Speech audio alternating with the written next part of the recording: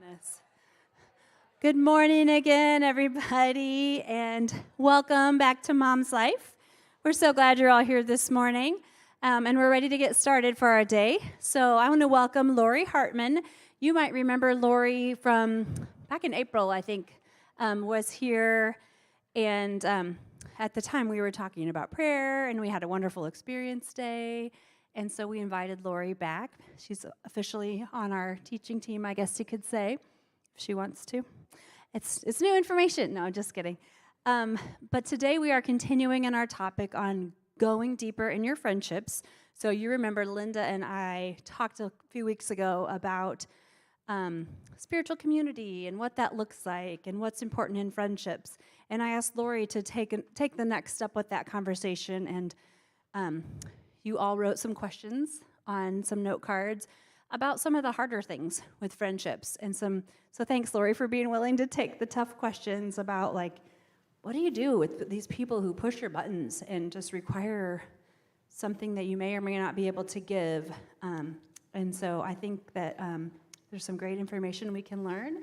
And Lori used to be on staff here at Grace. She was part of our care team, and she has lots of experience in helping people. And I don't know, I'll let you introduce the rest of your family and whatever else you'd like to say, but now she's retired, and so she gets to spend some time with her grandkids, and we're so excited that she gets to spend some time with us too. So thanks for being here, Lori. Will you guys help me welcome Lori this morning? Hi. Yeah, so glad to be here.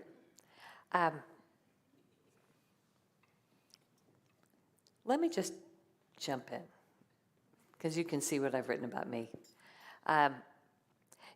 As Kara mentioned, she and Linda talked about the importance of genuine one-on-one spiritual friendships, as well as being part of a spiritual community.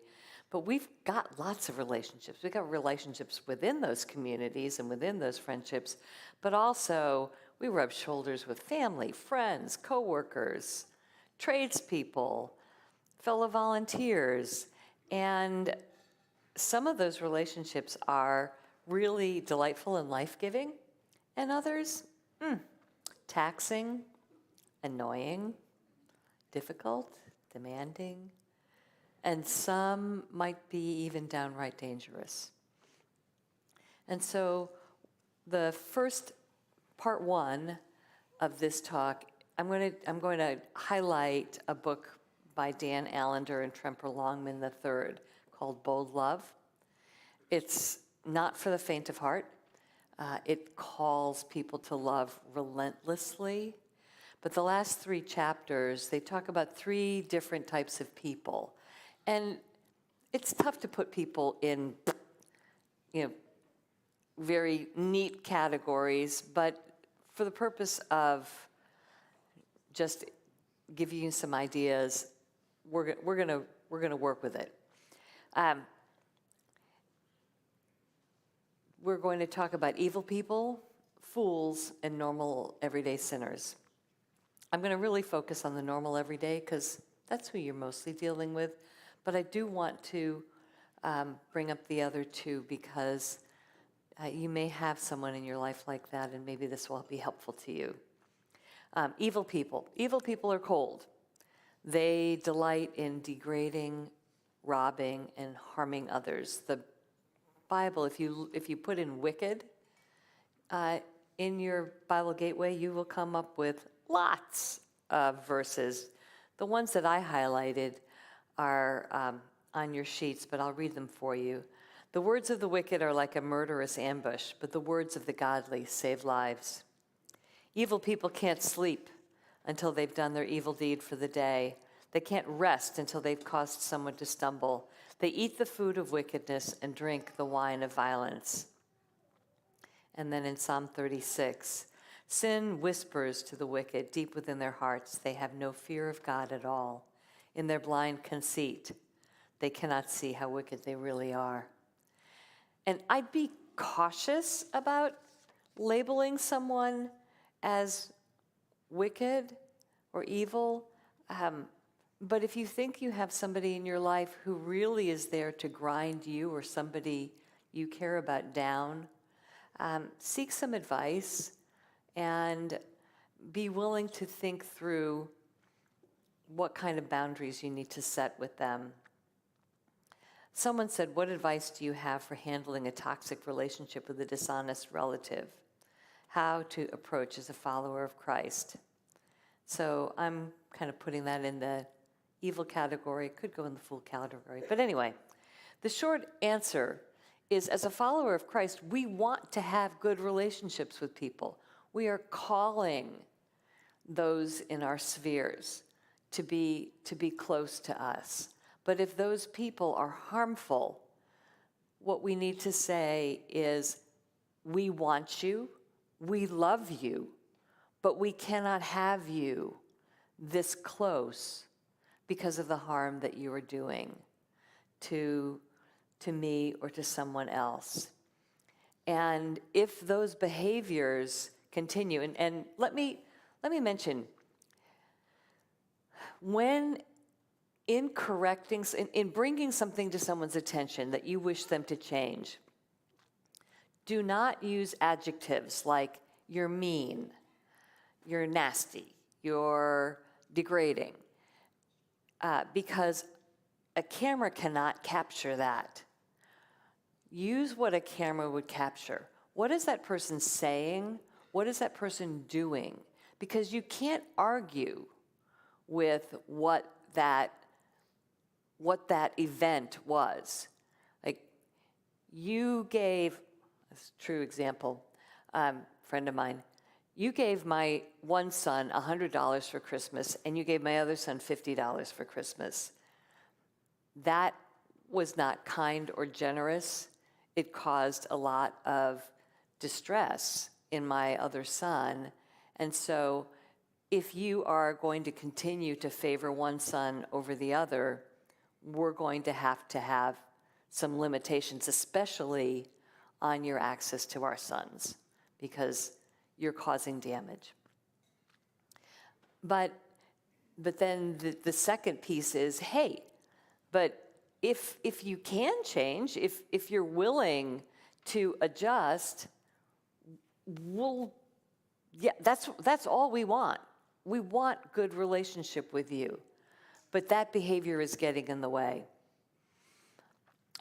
Something to consider in terms of engaging with someone who's behaving evilly is who's being harmed.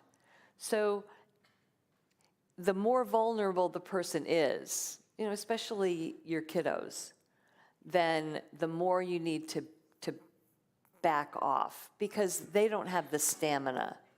They don't have the wherewithal to handle that. And it may be the situation, let's say it's a mom or a dad, and in this case with my friend, it was her mom. She did more interactions with her mom and really limited the amount of time her sons had to be with her.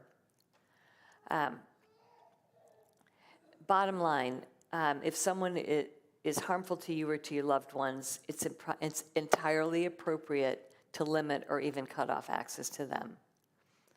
I've had people say to me, especially people who've been maybe sexually abused or molested by a parent, but that abuse is over, but it still is not over in their minds.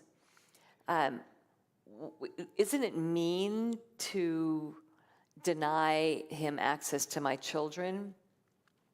What if I'm wrong? What if he's changed? What if?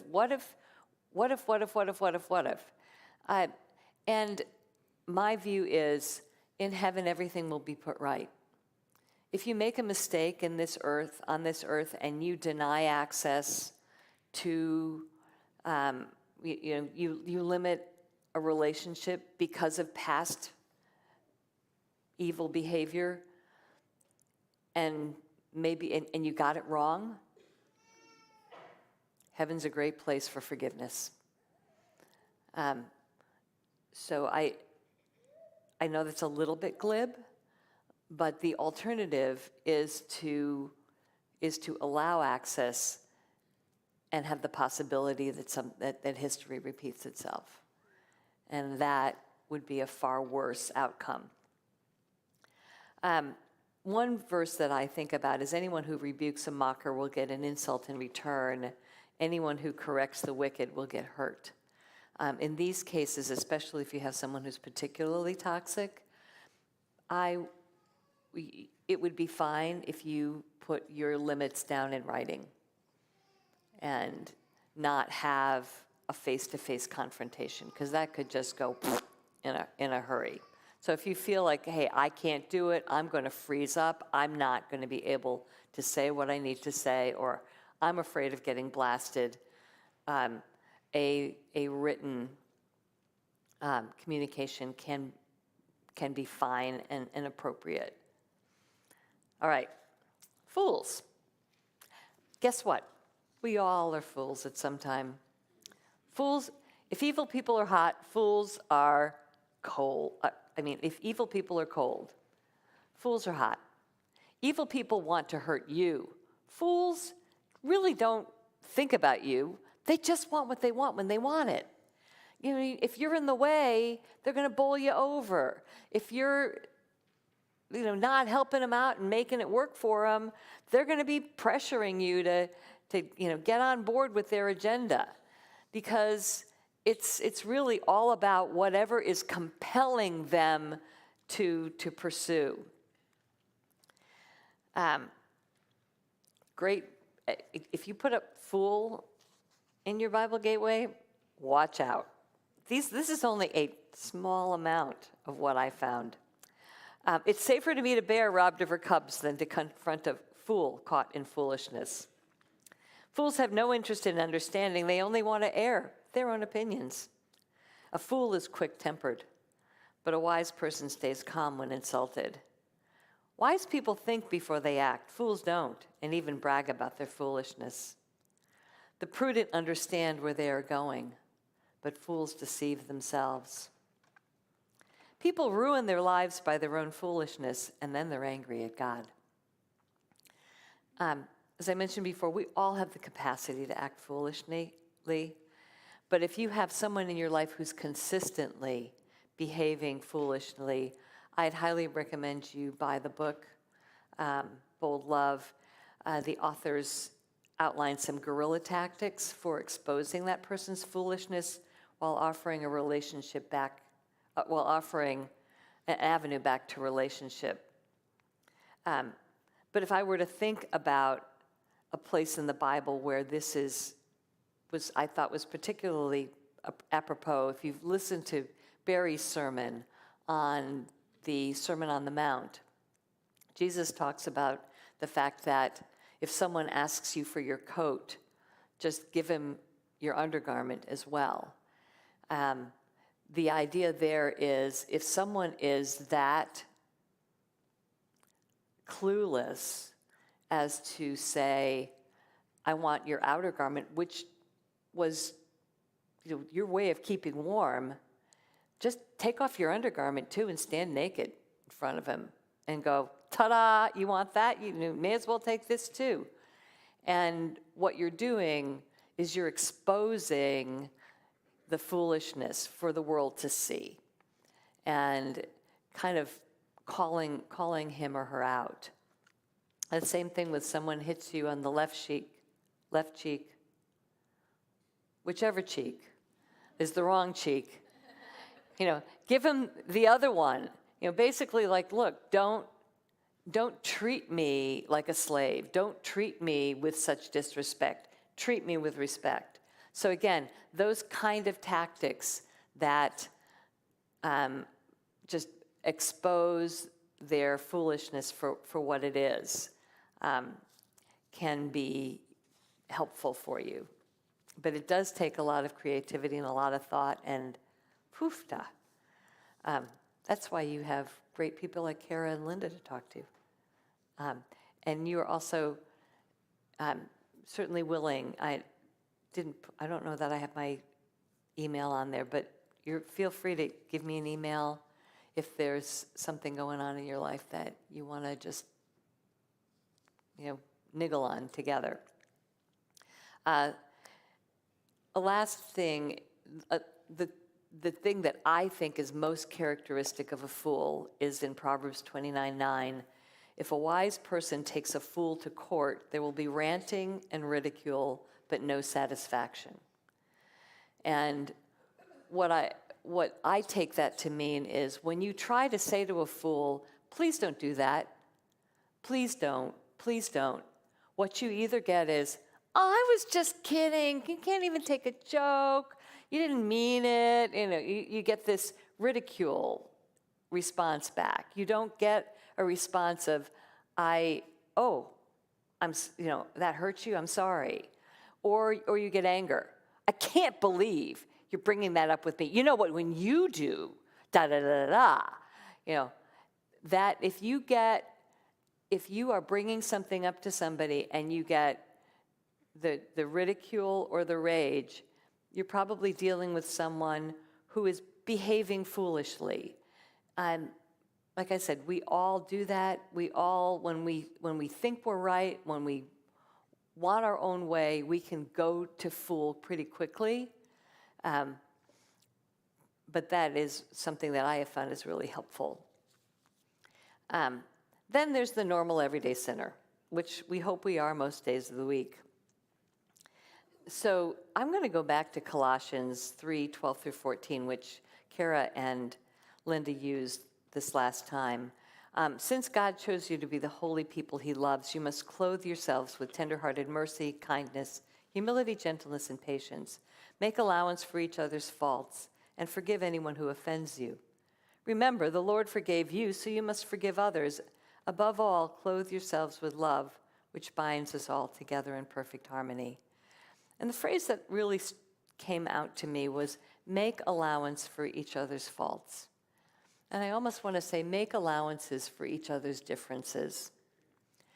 Some people push our buttons just because they're different than us. I am a 7 on the Enneagram, if any of you are familiar with that. I don't like negative emotions. My friend, Mary Kay, has never met an emotion she doesn't love.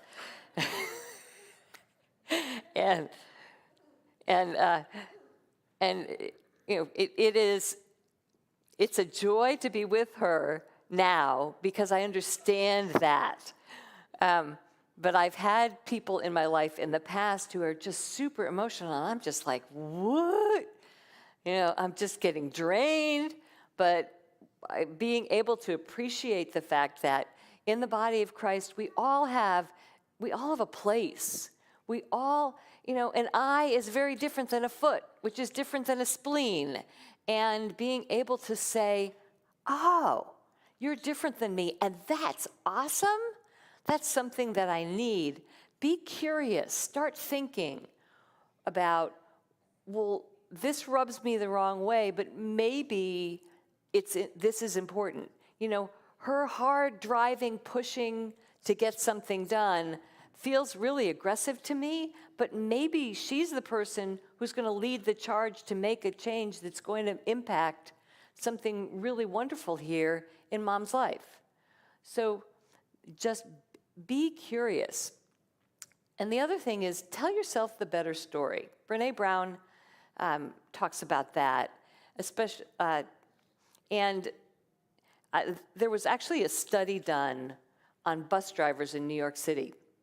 And people were very concerned because bus drivers, they'd hire them, they'd stay on for a while, and then they were gone. They'd hire them, they'd stay on for a while, and they were gone. And they just took the bus drivers and put them in little groups and said, hey, when you got that guy who comes onto the bus and he bangs into the change machine and he bangs into the next aisle and he bangs his way down until he finds a seat, he could be a drug addict, but maybe he's somebody with a neurological disorder. And that's the reason why he has to take the bus, because he can't drive. And that lady who sits behind you and goes, is this 67th Street? No, ma'am, it's 58th Street. Is this 67th Street? No, ma'am, this is 63rd Street. And you're just getting annoyed out of your skin. Maybe she got off at the wrong stop. And she is and that made her frightened. And she's absolutely scared about getting off at the wrong stop again. All of a sudden, retention of bus drivers up through the roof, just by giving people a chance to tell the better story. True story, my son's best friend got married, and so the wedding was coming up, and I get a call saying, hey, would you put up these two friends of mine for the wedding? I'm like, sure, they can go to the wedding. Never got an invitation, and my better story was, hey, this could be a financial thing. He's not my best friend. My son's his best friend. I don't need to go to the wedding. We're okay. Years later, I get a letter going, I can't believe you never got your invitation to our wedding. It had gotten lost in the mail. But I could have gone down the whole rabbit trail of, well, look at him. He didn't even invite me to the wedding, but he sure wants to put some people up in my house, And so telling yourself a better story is just a way to calm yourself down. Somebody, cuts in front of you in traffic. Maybe they're from out of town. Maybe they don't understand. Maybe they were distracted and they really need to get off on that exit. Tell them that instead of saying, oh, what a jerk. So that's part one. Part two, a lot of button pushers are people who want more of your time, resources, practical help, brain space than you have to give. In two verses that I want to highlight, the first is Galatians 6, 2 through 5. It says, carry each other's burdens, and in this way you'll fulfill the law of Christ. If anyone thinks there's something when they're not, they deceive themselves, and each one should test their own actions. Then they can take pride in themselves alone without comparing themselves to someone else, for each one should carry his own load. Oh, wait. Carry each other's burdens, each one should carry their own load. If you look at those two words, burden and load, in the Greek, burden is baros. It means a weight, a heaviness, a burden, anything grievous and hard to be borne. Load is fortune, and the definition is a burden that must be carried by the individual, as in something personal and hence not transferable. It can't be shifted to someone else.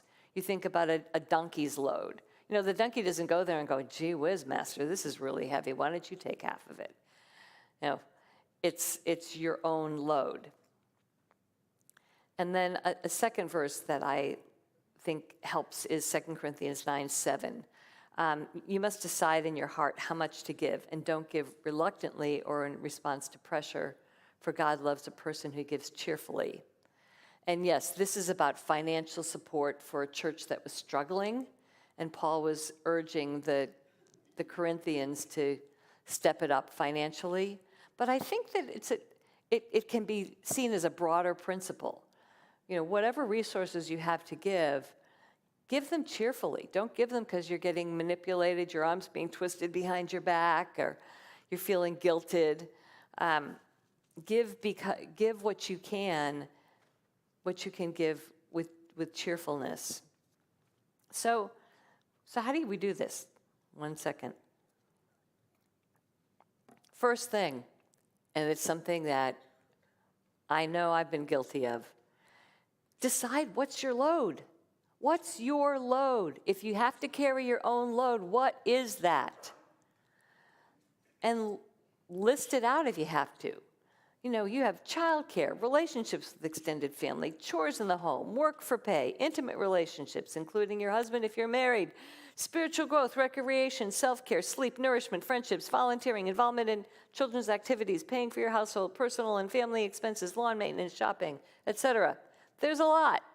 There's a lot to living in this life. There's a lot to being a mom. There's a lot to being in relationship. And a lot of times we don't really pay attention to that. I'm not saying, especially for those of you with itty bitties who are just like, mom, that you can do each one of these things every day perfectly. but pay attention, try to give a balance. Um,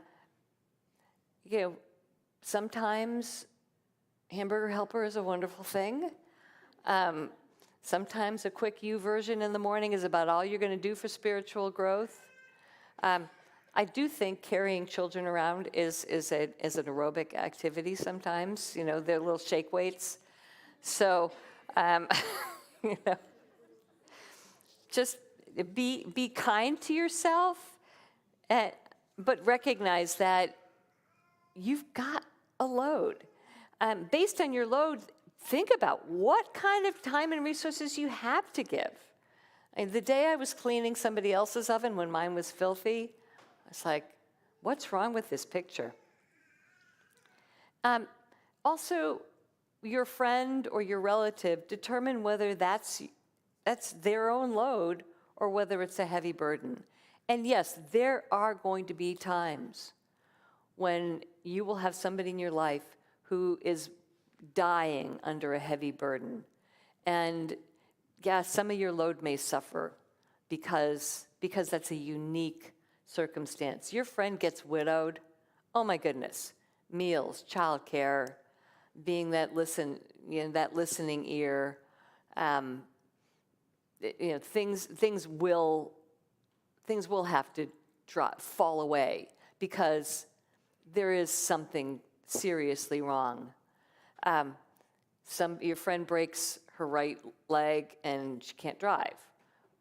Call her up. Can I get your groceries for you? Can I bring them by? Can I run an errand? Can I pick up your kids? Those sorts of things happen when someone has a heavy burden. But can we go back to the beauty of spiritual community for a moment? When there is spiritual community, and even when there is just community, whether it's family, friends, neighbors, it's just so important to be in relationship with more people because then the load can get spread out. Be super careful about having somebody in your life who says, you're my only friend. You're the only one I can talk to. You're the only one I can be and really can share my heart with. That's a really dangerous position to be in. And I've been there. And so I'm always saying, you need to be in community. I cannot be your community. Community cannot be you and me. Well, let's try and figure something out. Something to think about also with someone who is really in a tough space is the role of anxiety. When someone is anxious, their anxiety can start going through the roof, and you get these stress chemicals. And your stress chemicals are your fight and flight chemicals, and which really work well for a gazelle on the savannah because they're just bunching away, and then the lion shows up and it's like, and they race away, and then the lion kills one of their friends, and he's happy, and they're happy, and they can go back to munching. So stress chemicals go up, we flee, and then we go down. But in this life, sometimes there are things in our lives that are constant stressors. Financial, if someone's lost a job and you've lost a source of income, that financial stress doesn't go away. And it's not like you can fight it. You can't beat it up. And if you flee from it for too long, hoofda, you've got an even worse problem on your hands. So what happens oftentimes when people are in these stuck places where their stress is not going to go away, what they have all these chemicals that say, fight, flee, fight, flee, fight, flee. And what do? Talk to talk to talk to talk to talk to talk to talk. So if you have somebody in your life who is, talking to you and it's same song, next verse, same song, next verse, understand that they are they're just trying to blow off steam. But that's why it can hold you hostage in a coffee shop or on the phone. You know that they're hurting, but the conversation just seems like an endless loop and nothing gets done, including all the things on your own to-do list.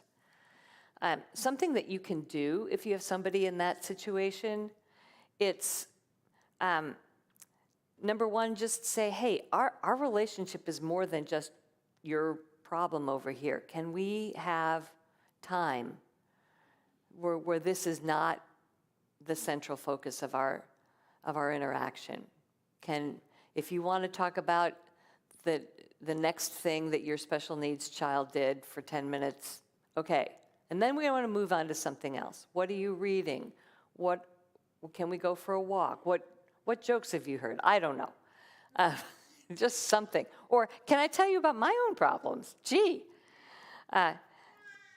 But something that can help is to make the interactions more predictable, because somebody with a lot of anxiety who has a chronic issue, they're always like wanting to discharge that. And so at the end of your time together, set up a next time. That way, the person knows conversation's coming. That way, you're not sitting there going, should I call her? Should I call her? Should I call her? Shouldn't I call her? Will she call me? I don't know. You've set up another time. Or decide to meet. We're going to meet once a week, once every 2 weeks. Again, it stops that whole, I know she's struggling. I know it's terrible. Should I call her? Shouldn't I call her? Is she going to call me? We've got an appointment set up. 2 weeks from today, we're going to meet for coffee. Or find a day when it's most convenient for you to be available. I had somebody in my life who we got off work at the same time. I was like, on the drive home, we can talk. But also put a limit on the duration.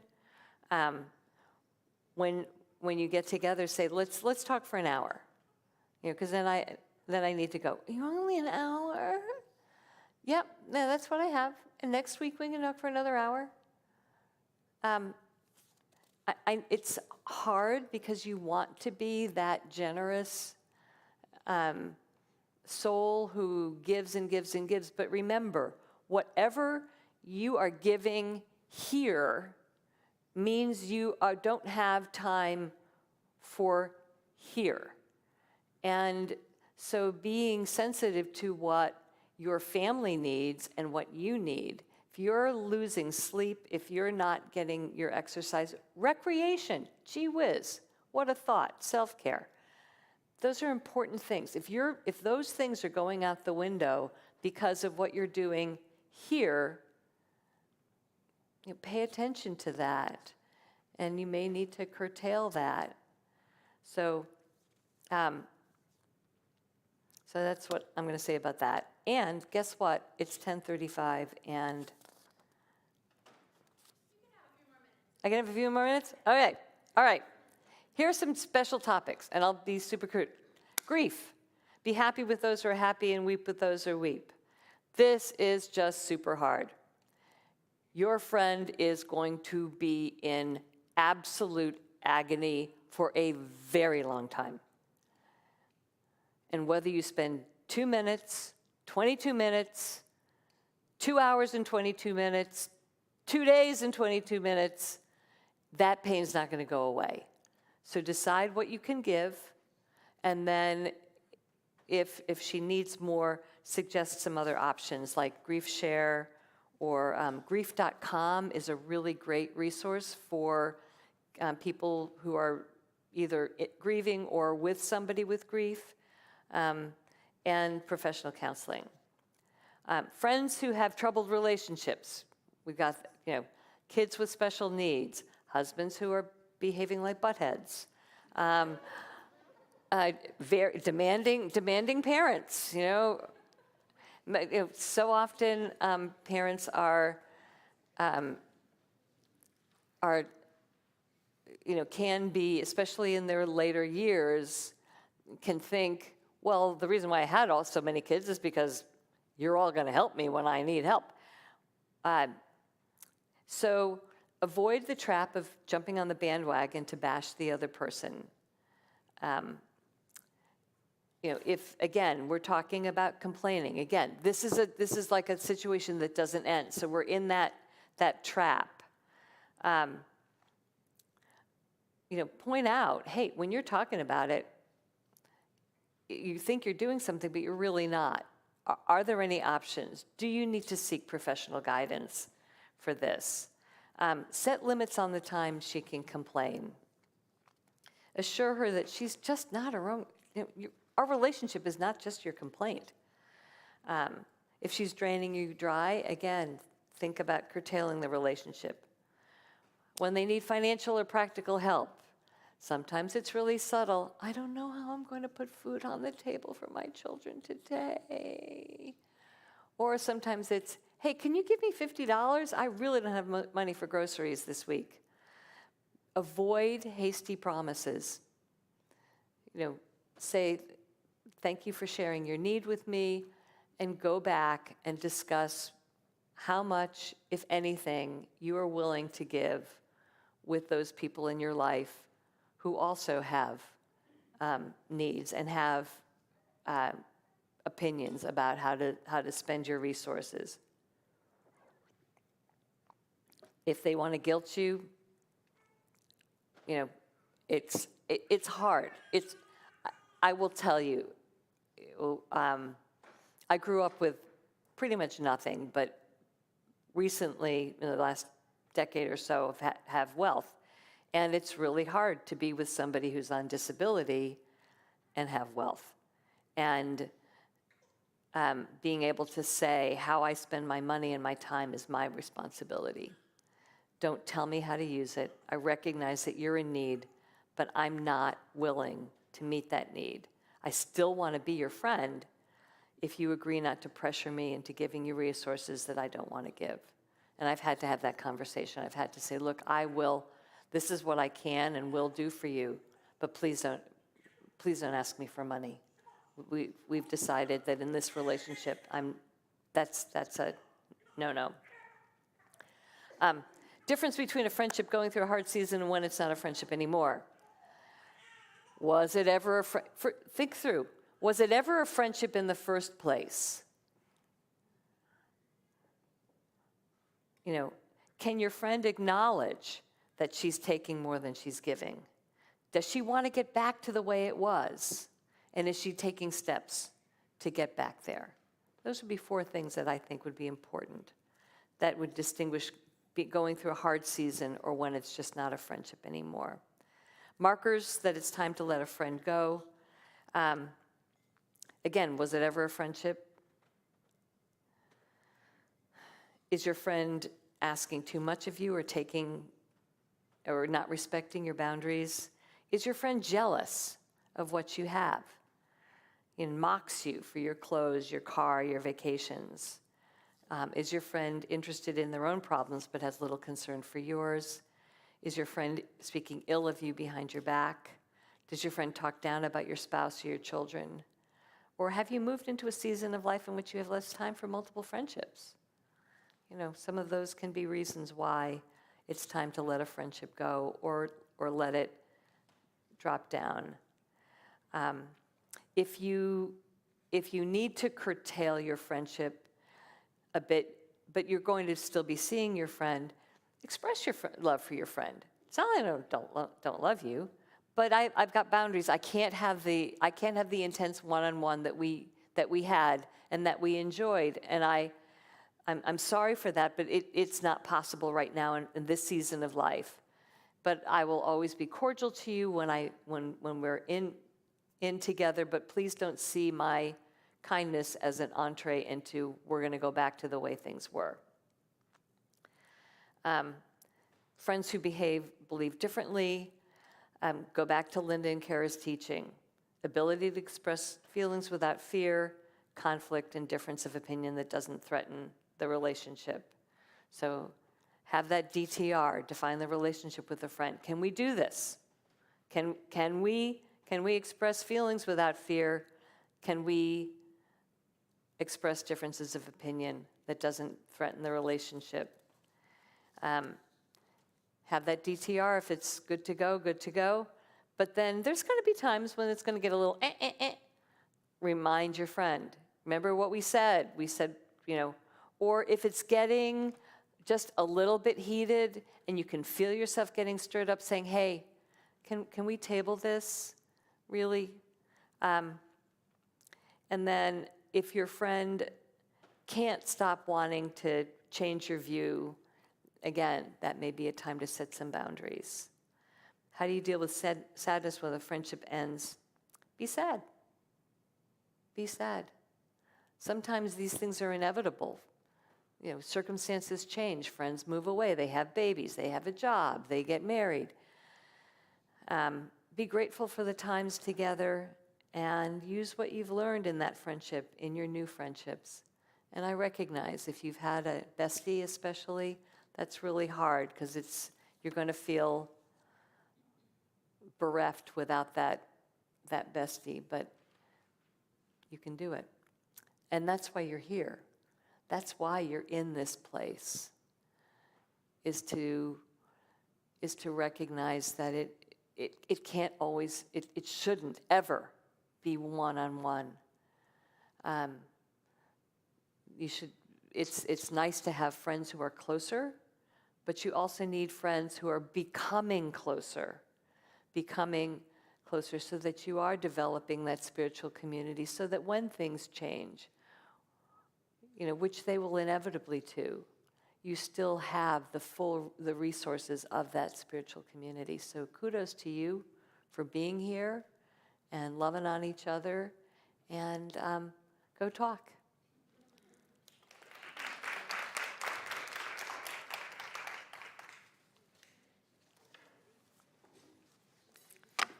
Yeah, and I'll be hanging around if there's a group that wants me to come over and chat for a bit, that's fine.